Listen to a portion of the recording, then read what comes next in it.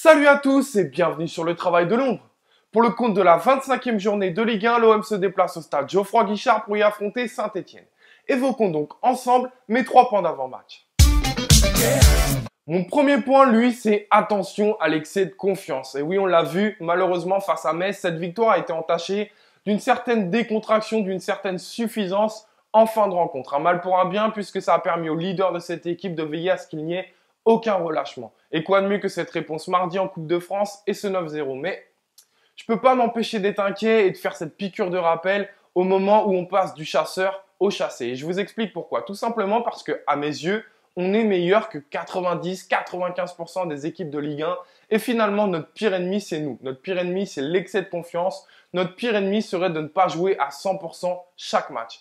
Et évidemment, comment penser à autre chose que la victoire vendredi dans une telle dynamique? Un vendredi soir où on prend l'habitude de gagner, où on prend l'habitude de passer des week-ends avec le sourire en attendant de voir les matchs de nos concurrents. Encore un week-end idéal pour mettre la pression sur Lyon et sur Monaco.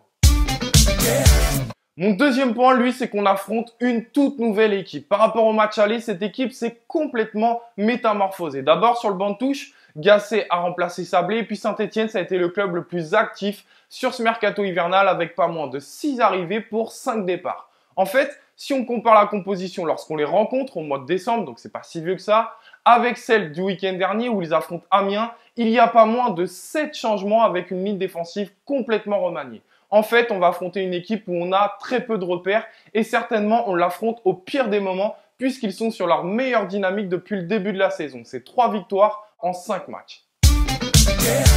Enfin, troisième et dernier point qui est un joueur à surveiller, c'est Mathieu Debuchy. En fait, très clairement, face à Amiens, il s'est dégagé un top 3 de cette équipe stéphanoise. Cabella, M'Vila et Debuchy. Alors Cabella ne pourra pas être aligné vendredi, alors qu'il leur fait un bien fou en ce moment depuis son retour en forme.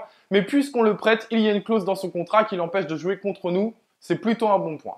M'Vila a été très bon et Mathieu Debuchy a été très intéressant, notamment offensivement. Il s'est énormément projeté, a amené du danger, est à l'origine du premier but et a inscrit son premier but sous ses nouvelles couleurs. Bref, une sacrée performance. Alors, à surveiller le choix de Garcia, puisqu'il devrait être du côté de Dimitri Payet. Et on le sait, Payet dézone énormément et peut se retrouver en difficulté lors des transitions défensives. Donc, à surveiller le choix de Rudy Garcia, à surveiller Mathieu Debuchy. Voilà donc pour mes 3 points d'avant-match. Je vous donne rendez-vous comme d'habitude mardi midi sur le Phocéen pour l'analyse de ce Saint-Etienne-Marseille. Et allez l'OM!